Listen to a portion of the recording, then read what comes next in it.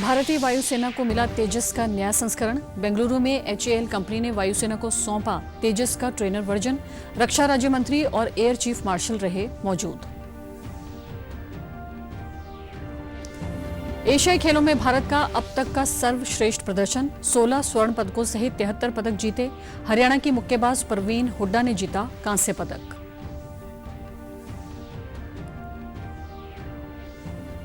और हरियाणा के मुख्यमंत्री मनोहर लाल ने मधुबन पुलिस अकादमी में पुलिस प्रशिक्षण केंद्र कर्मियों को बेसिक पे का 20% विशेष भत्ता देने सहित अन्य भत्ते बढ़ाए। नमस्कार, चंडीगढ़ से आपका स्वागत है। मैं हूं भानुप्रिया। अब समाचार विस्तार से। भारतीय वायुसेना को आज तेजस का नया संस्करण मिला है। बेंगलुरु में निर्माता company Hindustan aeronautics limited company ने वायुसेना को तेजस का ट्रेनर वर्जन सौंपा है। इस मौके पर रक्षा राज्य मंत्री अजय भट्ट और एयर चीफ मार्शल विवेक राम चौधरी भी मौजूद रहे। तेजस का नया रूप ट्विन सीटर ट्रेनर वर्जन है। इस ट्रेनर एयरक्राफ्ट को LT-2501 नाम दिया गया है। इसे लीड इन फाइटर ट्रेनर यानी LIFT भी कहते हैं। तेजस का ट्रेनर वर्जन 2 सीटों वाला ट्रेनर विमान है। ये तेजस मार्क 1 और तेजस मार्क 1A फाइटर जेट के साथ HAL तेजस के 3 प्रोडक्ट मॉडलों में से एक है। इसकी लंबाई 13.2 मीटर है, चौड़ाई 8.2 मीटर और ऊंचाई 4.4 मीटर है। विमान की अधिकतम गति 1.6 मैक है। ये अधिकतम 50,000 मीटर तक की ऊंचाई तक उड़ सकता है। इसमें हथियार ले जाने के लिए 9 हार्ड पॉइंट भी हैं। इस मौके पर रक्षा राज्य मंत्री अजय भट्ट ने कहा कि ये एक ऐसी अहम उपलब्धि है जो हमारी स्वदेशी तकनीक के उत्कृष्ट प्रदर्शन के साथ साथ हमारी आत्मनिर्भरता के संकल्प की भी पुष्टि करता है। एरोनॉटिक्स द्वारा और जिसके अभी एग्रीमेंट हुए हैं, सारे एग्रीमेंट का मैं साक्षी हूं। यह एक ऐसी महत्वपूर्ण उपलब्धि है जो हमारे स्वदेशी एरोस्पेस उद्योग के कौशल को दर्शाते हुए राष्ट्रीय सुरक्षा की दृष्टि से आत्मनिर्भरता के प्रति हमारी प्रतिबद्धता की पुष्टि भी करती है। उन्होंने ये भी कहा कि नए तेजस ट्रेनर वर्जन को तैयार करने की उपलब्धि मेक इन इंडिया और रक्षा विनिर्माण के क्षेत्र में मोदी सरकार की प्रतिबद्धता को भी दर्शाता है। वहीं एयर चीफ मार्शल विवेक राम चौधरी ने तेजस के ट्विन सीटर ट्रेनर वर्जन के वायुसेना में शामिल होने को ऐतिहासिक बताया।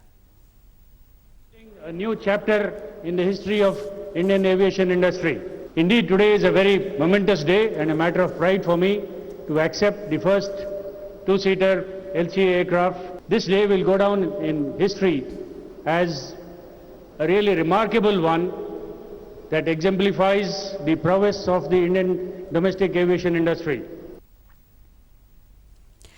उन्होंने कहा कि तेजस ने दुनिया को भारत की तकनीक का लोहा मनवा दिया है। भारत ने एशियाई खेलों में अपने सबसे अधिक पदक जीतने के रिकॉर्ड को तोड़ दिया है। इस बार के एशियाई खेलों में भारत ने 71वां पदक जीतने में सफलता पाई है। तीरंदाजी में ज्योति वैनम और ओजस देवताले की जोड़ी ने कंपाउंड मिक्स टीम स्पर्धा में स्वर्ण पदक जीता है। इसी के साथ भारत ने 2018 में जकार्ता में सबसे अधिक 70 पदक के रिकॉर्ड को तोड़ दिया है।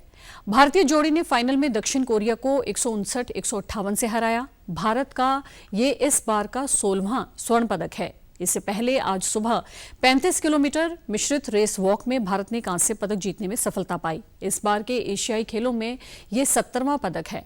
भारत के लिए 35 किलोमीटर मिश्रित रेस वॉक में मंजू राणे और राम बाबू ने कांस्य पदक जीतने में सफलता पाई है। वहीं स्क्वॉश में भारत को कांस्य पदक हासिल हुआ है। मिश्रित वर्ग में अनाहत सिंह और अभय सिंह की जोड़ी ने कांस्य पदक दिलाया है। अनाहत और अभय की जोड़ी को सेमीफाइनल में मलेशिया से हार का सामना करना पड़ा। मुक्केबाजी में भारत को कांस्य पदक मिला है। भारत की परवीन हुड्डा ने महिलाओं के 57 किलोग्राम भार वर्ग में ये कांस्य पदक जीता है। उन्हें सेमीफाइनल में चीनी ताइपे के मुक्केबाज से शिकस्त का सामना करना पड़ा। आज कबड्डी में भारतीय पुरुष टीम ने जीत हासिल करने में सफलता पाई है। पदक की दावेदार भारतीय टीम ने थाईलैंड को 63-26 के विशाल अंतर से शिकस्त दी है। इस मौके पर प्रधानमंत्री नरेंद्र मोदी और केंद्रीय खेल मंत्री अनुराग सिंह ठाकुर ने एशियाई खेलों में बेहतरीन प्रदर्शन करने वाले सभी पदक विजेता खिलाड़ियों को बधाई देते हुए उनके उज्जवल भविष्य की कामना की है। हरियाणा के मुख्यमंत्री मनोहर लाल ने आज करनाल में पुलिस अकादमी मधुबन के दीक्षांत समारोह में शिरकत की। इस दौरान उन्होंने पुलिस प्रशिक्षण केंद्र कर्मियों को बेसिक पे का 20% विशेष भत्ते के तौर पर देने का ऐलान किया। सीएम ने कहा कि परेड में शामिल हुए 441 सब इंस्पेक्टर में से 61 बेटियां हैं, जो हमारे लक्ष्य से 15% के करीब हैं। सीएम ने कहा कि पहले हरियाणा पुलिस में सिर्फ 3% महिला पुलिसकर्मी थी, जो आज बढ़कर 10% हो गई हैं। परेड में शामिल सभी जवानों को भी बधाई देता हूं, जिन्होंने कड़ी मेहनत और लगन से अपने प्रशिक्षण को सफलतापूर्वक पूरा किया है। इससे पूर्व भी 9 जनवरी को 2020 को, जिसमें 5192 जवान, और 25 जुलाई को, जिसमें 400 सब इंस्पेक्टर अपना प्रशिक्षण पूरा कर प्रदेश पुलिस का हिस्सा बने थे, उसमें भी मुझे शामिल होने का मौका मिला था। उन्होंने कहा कि एक अकादमी इस पुलिस अकादमी से बाहर समाज की भी है, जहां पुलिस में रोजगार नहीं बल्कि सेवा के उद्देश्य से काम करना होगा। सीएम ने कहा कि हर पुलिस लाइन में ई लाइब्रेरी खोली जाएगी। उन्होंने हरियाणा पुलिस विभाग को सुझाव दिया कि वर्दी के स्टार बढ़ने के साथ साथ पुलिस थानों के भी स्टार बढ़ने चाहिए। सीएम ने पास आउट होने वाले सभी कर्मियों और उनके परिवारों को बधाई दी। सुप्रीम कोर्ट ने हरियाणा और पंजाब के सतलुज यमुना लिंक नहर विवाद पर आज पंजाब सरकार को कड़ी फटकार लगाई है। सुनवाई के दौरान सुप्रीम कोर्ट ने पंजाब सरकार से कहा कि वह इस मुद्दे पर राजनीति न करें। पंजाब सरकार कानून से ऊपर नहीं है, पंजाब को इस प्रक्रिया में सहयोग करना होगा। सुप्रीम कोर्ट ने आदेश दिया कि पंजाब सरकार इस मामले में आगे बढ़े। अगर सुप्रीम कोर्ट समाधान की तरफ बढ़ रही है तो पंजाब सरकार भी सकारात्मक रुख दिखाए। पंजाब में एसवाईएल बनने को लेकर सर्वे शुरू किया जाए। सुप्रीम कोर्ट इस मामले की सुनवाई जनवरी 2024 के दूसरे सप्ताह में करेगा। हरियाणा के मुख्य निर्वाचन अधिकारी अनुराग अग्रवाल ने कल चंडीगढ़ में आयोजित एक प्रेस वार्ता में कहा कि निर्वाचन आयोग ने नए वोट बनवाने वाले लोगों को आकर्षक उपहार देने की अनूठी पहल की है। इसके तहत 1 अक्टूबर से 9 दिसंबर तक वोट बनवाने वालों को 5 जनवरी 2024 को प्रकाशित मतदाता सूची से निकाले जाने वाले ड्रॉ में 3 लैपटॉप, 2 स्मार्टफोन और 100 पेन ड्राइव आदि उपहार में दिए जाएंगे। अनुराग अग्रवाल ने कहा कि जिनका जन्म 2 जनवरी 2004 से 1 जनवरी 2006 के बीच हुआ है, वे वोटर हेल्पलाइन पर ऑनलाइन फॉर्म 6 भरकर मतदाता सूची में शामिल हो सकते हैं और आकर्षक इनाम भी पा सकते हैं। सभी पात्र व्यक्तियों को अपना वोट अवश्य बनवाना चाहिए। व्यक्ति वोट देने के पात्र हैं as on the qualifying date of 1st January 24, that roll will be published on 5th of January 2024. तो इस प्रिपरेशन के काम में draft electoral roll will be published on 27th of October 2023. मुख्य निर्वाचन अधिकारी ने कहा कि अंबाला लोकसभा सीट पर अभी उपचुनाव नहीं होगा। अगले साल होने वाले आम चुनाव के साथ ही इस सीट पर भी चुनाव होगा। गौरतलब है कि भाजपा सांसद रतनलाल कटारिया के निधन के बाद अंबाला लोकसभा सीट खाली हो गई थी। पंजाब के राज्यपाल और यूटी प्रशासक बनवारी लाल पुरोहित ने कल चंडीगढ़ हाउसिंग बोर्ड और लोकल ऑडिट विभाग में नियुक्त 75 युवा कर्मचारियों को नियुक्ति पत्र सौंपे। इस दौरान उन्होंने नवनियुक्त युवा कर्मचारियों को नसीहत देते हुए कहा कि निष्ठा और लगन से अपनी ड्यूटी करें, यही राष्ट्र की सेवा है। उन्होंने कहा कि धन खो जाए तो कुछ नहीं जाता, सेहत खो जाए तो कुछ खो जाता है, पर अगर चरित्र खो जाता है तो सब कुछ खो जाता है। परंतु इसके साथ आपके कंधों पर जिम्मेदारी बहुत बड़ी बढ़ गई है। हमारा भारत अपना खोया हुआ जो वैभव है वो फिर से प्राप्त कर विश्व गुरु का दर्जा हासिल कर सकते, और ये करने के लिए मेहनत तो करनी पड़ेगी बहुत ज्यादा। ऊपर से फरिश्ते आकर तो हमारे देश को विश्व गुरु नहीं बनाएंगे। ये काम आपका, हमारा, सबका है। उन्होंने कहा कि ड्यूटी करते समय इतना ध्यान रहे कि भ्रष्टाचार और पाप का पैसा घर में न आए। नियुक्ति पत्र पाने वालों में चंडीगढ़ हाउसिंग बोर्ड के 46 लिपिक और लोकल ऑडिट विभाग के 29 जूनियर ऑडिटर्स शामिल रहे। इसके अलावा नगर निगम ने 30 मृतक सफाई कर्मचारियों के परिवारों को आउटसोर्स के माध्यम से नियुक्ति पत्र सौंपे। मेयर अनूप गुप्ता और निगम कमिश्नर आनंदिता मित्रा ने निगम कार्यालय में आश्रितों को नियुक्ति पत्र दिए। CSIR माइक्रोबियल टेक्नोलॉजी संस्थान की ओर से अपना स्थापना दिवस मनाया गया। इस अवसर पर संस्थान में व्याख्यान सहित कई कार्यक्रम आयोजित किए गए। इस मौके पर पलाक्शा यूनिवर्सिटी मोहाली के vice chancellor professor Rudra Pratap ने आर्टिफिशियल इंटेलिजेंस के युग में शिक्षा और अनुसंधान विषय पर इस वर्ष का स्थापना दिवस व्याख्यान दिया। उन्होंने कहा कि आज आर्टिफिशियल इंटेलिजेंस जीवन के सभी पहलुओं को पूरी तरह से बदल रही है। हाल ही के वर्षों में इस प्रौद्योगिकी का विकास उत्साहजनक रहा है। तरह से एक रिवोल्यूशनरी टेक्नोलॉजी लाया है हमारे सामने, उसके चलते हर क्षेत्र में अब बदलाव आने वाला है।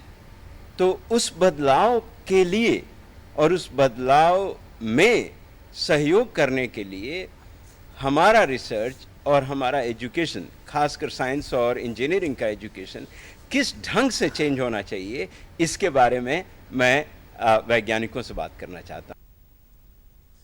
इस मौके पर इमटेक के निदेशक डॉक्टर संजीव खोसला ने स्थापना दिवस पर उपस्थित अतिथियों और संकाय सदस्यों का स्वागत करते हुए CSIR इमटेक की स्थिति रिपोर्ट दी और पिछले वर्ष की उपलब्धियों से अवगत करवाया।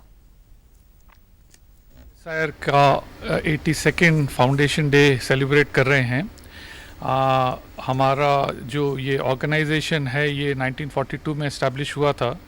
उसको ये हमारा 82nd ईयर है स्थापना का। मैं सबको धन्यवाद देता हूं कि आप यहाँ पे आज आए हैं और हमारे साथ जुड़े हैं इस कार्यक्रम में। धन्यवाद। इस मौके पर वरिष्ठ प्रधान वैज्ञानिक डॉक्टर अश्वनी कुमार ने वैज्ञानिकों के प्रयासों को सराहा। भारतीय मानक ब्यूरो की चंडीगढ़ शाखा उत्तरी क्षेत्रीय कार्यालय की ओर से पंजाब के स्कूलों में गठित मानक क्लबों के सलाहकारों के लिए 4 अक्टूबर से 2 दिवसीय आवासीय प्रशिक्षण कार्यक्रम आयोजित किया जा रहा है। यह कार्यक्रम चंडीगढ़ शाखा के वैज्ञानिक प्रमुख दीपक कुमार अग्रवाल के मार्गदर्शन में आयोजित हुआ। कार्यक्रम के उद्देश्यों की जानकारी देते हुए दीपक कुमार अग्रवाल ने कहा कि BIS ने स्कूली छात्रों के बीच मानकीकरण और गुणवत्ता की अवधारणा को विकसित करने की पहल की है।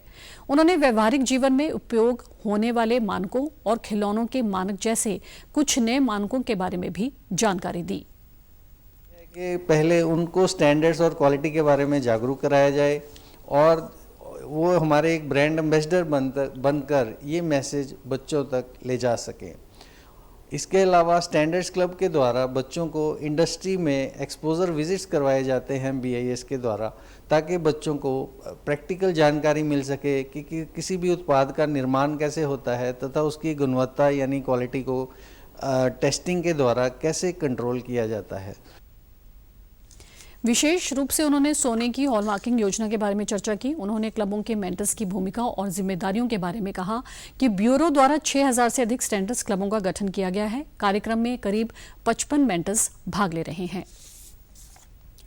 कारगिल हीरो शहीद कैप्टन सुमित राय वीर चक्रा के 46वें जन्मदिन के उपलक्ष्य में स्वात एसोसिएशन इंडिया की ओर से 30 सितंबर से 2 अक्टूबर तक चंडीगढ़ में 6ठी राष्ट्रीय स्वात चैंपियनशिप का आयोजन किया गया। इस दौरान शहीद की मां सपना राय ने चैंपियनशिप का शुभारंभ किया। चैंपियनशिप में 15 राज्यों के 200 खिलाड़ियों ने भाग लिया। इनमें पश्चिम बंगाल पहले, हिमाचल प्रदेश दूसरे और हरियाणा तीसरे स्थान पर रहे। चैंपियनशिप के समापन समारोह में बतौर मुख्य अतिथि पहुंचे सरदार इकबाल सिंह ने विजेता खिलाड़ियों को मेडल पहनाकर सम्मानित किया। और आप हमारे समाचार YouTube channel DD news Chandigarh, Facebook DD news Chandigarh और Twitter handle DD news CHD पर भी देख सकते हैं। इसी के साथ चंडीगढ़ से समाचारों का सिलसिला समाप्त होता है। नमस्कार।